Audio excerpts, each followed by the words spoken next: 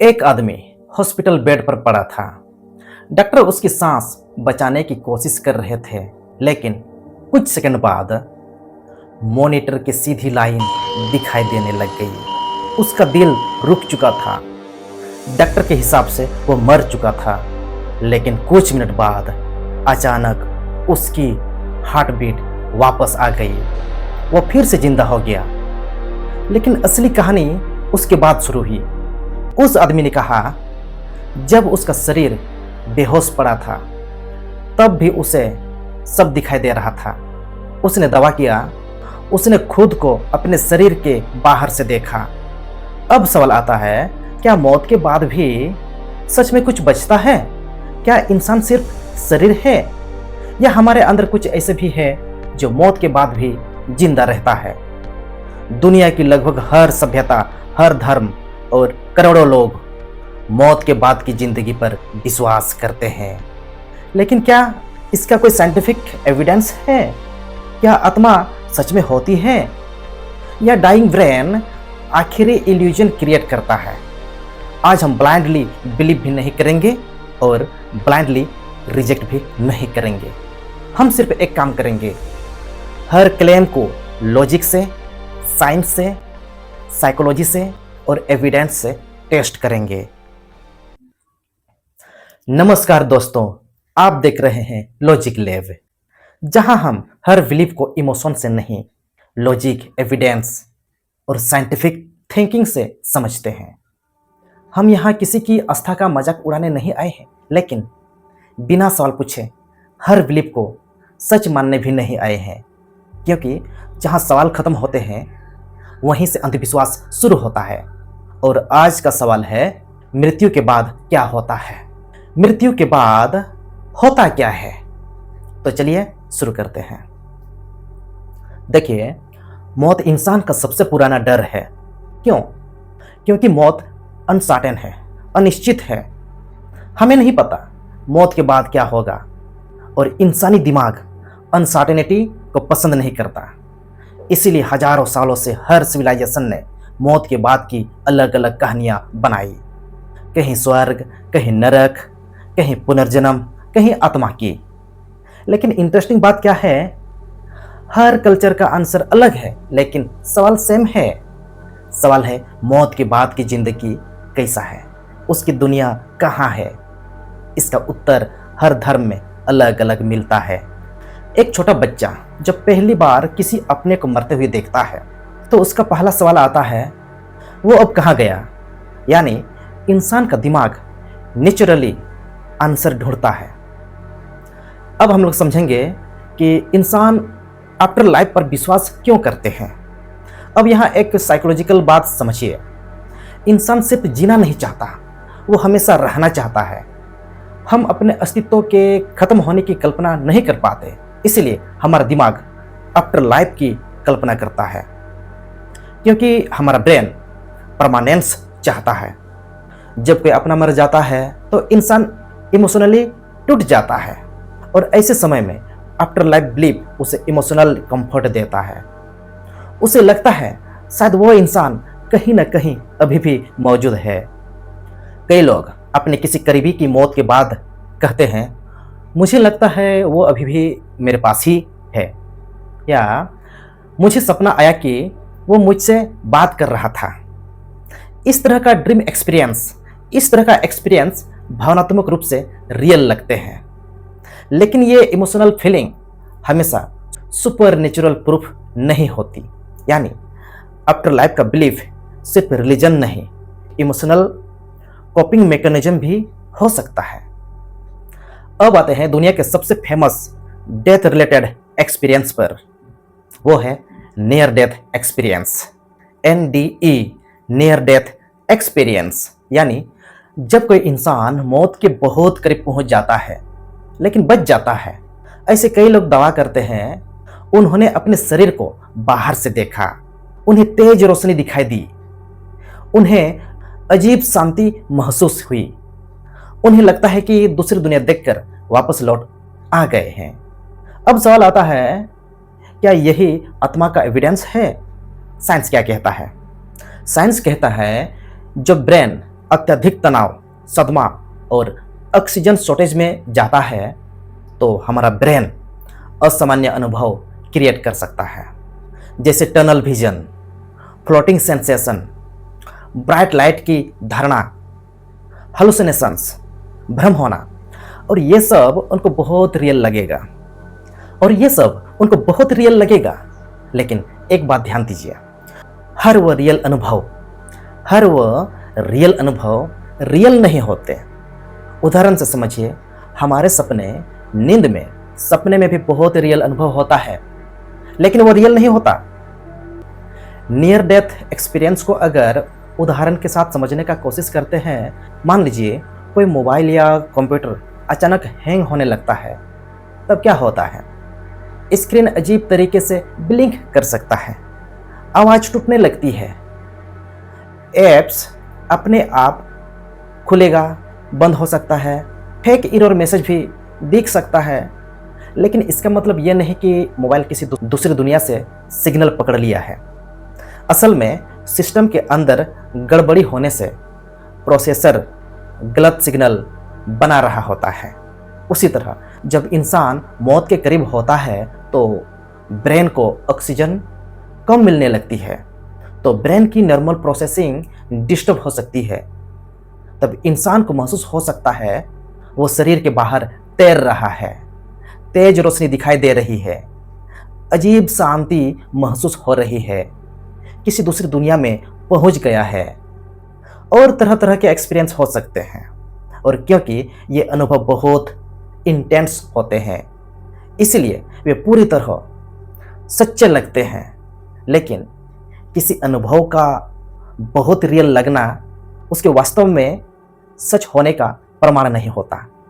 Experience real लग सकता है, लेकिन उसका कारण सुपर नेचुरल होना जरूरी नहीं है, क्योंकि हमारा ब्रेन रियलिटी को महसूस करता है, लेकिन रियलिटी को हमेशा परफेक्टली समझता नहीं है। अब यहाँ एक बहुत इंपॉर्टेंट बात समझिए, हमारा ब्रेन रियलिटी क्रिएट करता है। जो हम देखते हैं, महसूस करते हैं, सुनते हैं, सब ब्रेन प्रोसेसिंग का हिस्सा है। हमारी आंखें, कान और बाकी सेंस ऑर्गन सिर्फ इंफॉर्मेशन कलेक्ट करते हैं। असल में व्याख्या हमारा ब्रेन करता है। लेकिन जब ब्रेन नॉर्मल कंडीशन में नहीं होता है, जैसे अत्यधिक डर, अत्यधिक सदमे में, ऑक्सीजन लॉसेस में, अत्यधिक तनाव में, तब हमारा ब्रेन रियलिटी को गलत तरीके से इंटरप्रेट कर सकता है। यानी ब्रेन कभी कभी इल्यूजन क्रिएट कर सकता है। एग्जाम्पल से समझिए, रात के अंधेरे में पेड़ की छाया कई बार इंसान जैसे लगने लगती है। चट्टान, रात में चट्टान किसी जानवर जैसे लगते हैं। यानी एक्सट्रीम सिचुएशन में ब्रेन असाधारण अनुभव क्रिएट कर सकता है। अब सबसे बड़ा सवाल, क्या आत्मा का कोई साइंटिफिक प्रूफ है? सीधी बात, आज तक कोई ऐसा विश्वसनीय साइंटिफिक एविडेंस नहीं मिला है जो आत्मा के एग्जिस्टेंस को प्रूव करे। ना कोई मेजरेबल आत्मा डिटेक्ट हुई है, ना कोई रिपीटेबल एक्सपेरिमेंट मिला है, और साइंस बिना एविडेंस किसी क्लेम को सच नहीं मानता। अगर कोई कहे मेरे कमरे में एक इनविजिबल ड्रैगन है, तो साइंस पूछेगा उसका एविडेंस क्या है। यानी आपका एक्स्ट्रा ऑर्डिनरी क्लेम्स को एक्स्ट्रा ऑर्डिनरी एविडेंस चाहिए होती है। बिलीफ अलग चीज है, एविडेंस अलग चीज है। साइंस किसी बिलीफ का मजाक नहीं उड़ाता, वो सिर्फ एविडेंस मांगता है। अगर कोई कहेगा नहीं, हम लोग अपना नॉर्मल बॉडी से डिटेक्ट नहीं कर सकते, नॉर्मल सेंस ऑर्गन से डिटेक्ट नहीं कर सकते, तो फिर आपने उसे कैसे डिटेक्ट किया कि कमरे में इनविजिबल ड्रैगन है? बॉडी तो सबकी सेम है, बॉडी में सेंस ऑर्गन भी सबकी सेम है। इसका मतलब आपका ब्रेन द्वारा अत्यधिक डर, भ्रम, तनाव या हो सकता है अत्यधिक पाने की उम्मीद के कारण असामान्य अनुभव आपका ब्रेन क्रिएट किया हो। ये भी तो हो सकता है। लेकिन अगर आप एक्स्ट्रा ऑर्डिनरी क्लेम्स कर रहे हैं, तो आपको भी एविडेंस एक्स्ट्रा ऑर्डिनरी जरूरी है। अब बात करेंगे हम लोग पुनर्जन्म की। दुनिया में कई लोग दावा करते हैं कि उन्हें पिछले जन्म की बातें याद है, कुछ केसेस इंटरनेट और टीवी पर बहुत फेमस भी हुए हैं, लेकिन प्रॉब्लम क्या है, इन क्लेम्स में विश्वसनीय साइंटिफिक वेरिफिकेशन नहीं मिला। विश्वसनीय साइंटिफिक वेरिफिकेशन नहीं मिला। कई एक्सप्लेनेशन हो सकते हैं, इमेजिनेशन का, फॉल्स मेमोरी का, सजेशन भी हो सकता है, कोइंसिडेंस भी हो सकता है, सोशल इन्फ्लुएंस भी हो सकता है।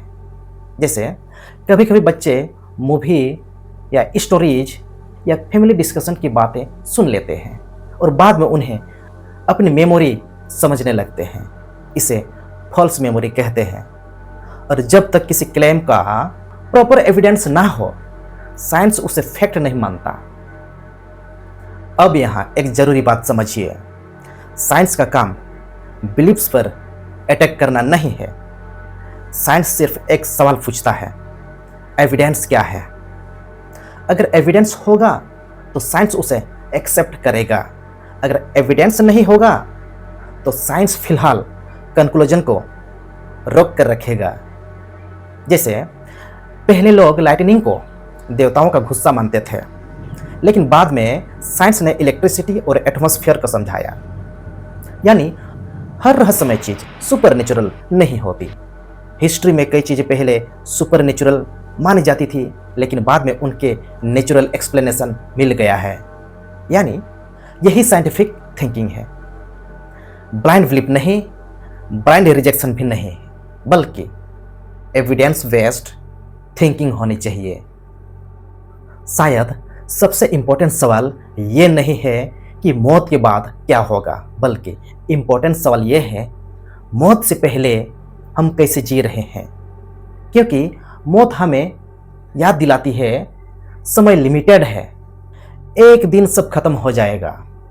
और शायद इसी वजह से लाइफ अमूल्य है, वैल्यूएबल है। अगर किसी स्टूडेंट को पता हो कि एग्जाम कभी खत्म ही नहीं होगा तो शायद वो कभी सीरियसली तैयारी नहीं करेगा।